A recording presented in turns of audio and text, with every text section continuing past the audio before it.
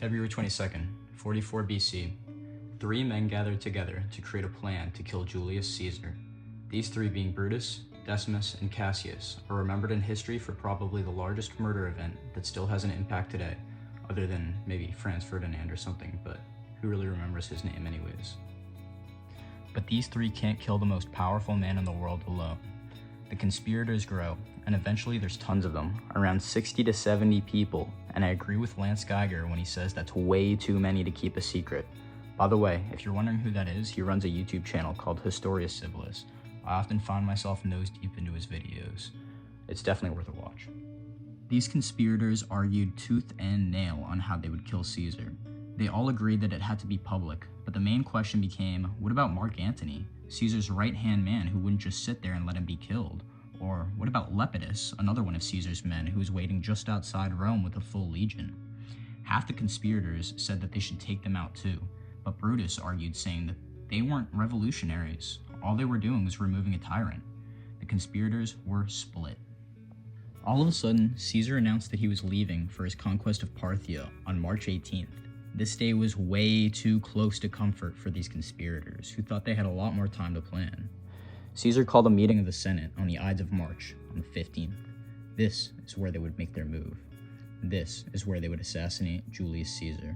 It was also around this time that a soothsayer named Spurina started warning Caesar, saying, "Beware the Ides of March." Caesar, being who he was, probably thought, yeah, whatever, old man. It's commonly thought that he had some connection to the conspirators and what they were up to, which would make sense. As we fast forward to March 14th, Caesar hosts his close friends, Lepidus, that guy with the legion right outside Rome, and Decimus. You might be thinking, wait, isn't Decimus one of those guys trying to kill Caesar? Well, you'd be right. Decimus was really close to Caesar and fought with him in the conquest of Gaul. These men sat drinking together and discussing their upcoming conquest of Parthia, and sometime into the conversation, it turned foreshadowingly malice. Like, if I asked you all of a sudden, what's the best way to die? Kinda dark. Caesar gave a response that I'm sure was earth-shattering to his later assassin, Decimus, and said, suddenly and unexpectedly, did he know something? That same night, Caesar lied asleep with his wife, Calpurnia, and she awoke in panic. When Caesar asked what was wrong, she confessed to a dream that their house collapsed and she was there holding Caesar's mangled body. Yikes.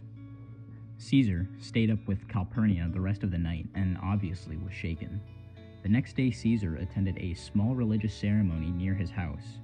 He was the head priest, which they called the Pontifex Maximus, so stuff like this was super common for him. There he saw Spurina and said, "The Ides of March have come, and nothing has happened." Spurina responded, "The Ides have come, but they have not yet gone." Ominous. He went back to his house and canceled the Senate meeting for later, saying that he felt ill. All that planning that the conspirators went through was thrown out the window completely. Decimus set to work immediately. He went to Caesar's house to find the real root of the problem and discovered that he canceled the meeting because of his wife's dream.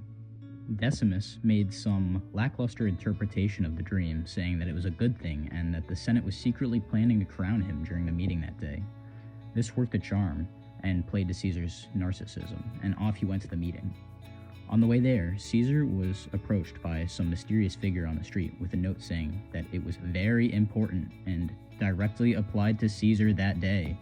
This was an extremely common occurrence though, and Caesar passed off the note to some subordinate.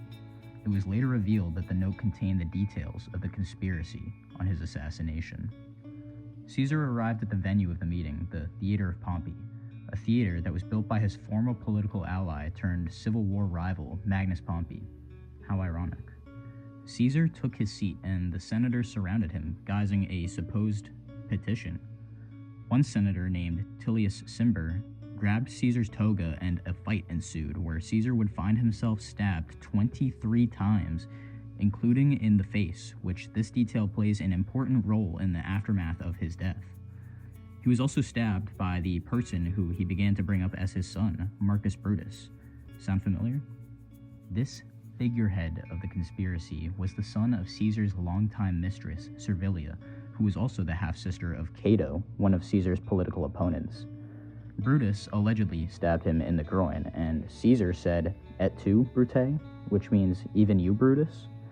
This was later made famous in Shakespeare's play, Julius Caesar, and really shows just how dramatic some of these betrayals were from people who were ultra close to Caesar and people who he forgave after the Civil War was over.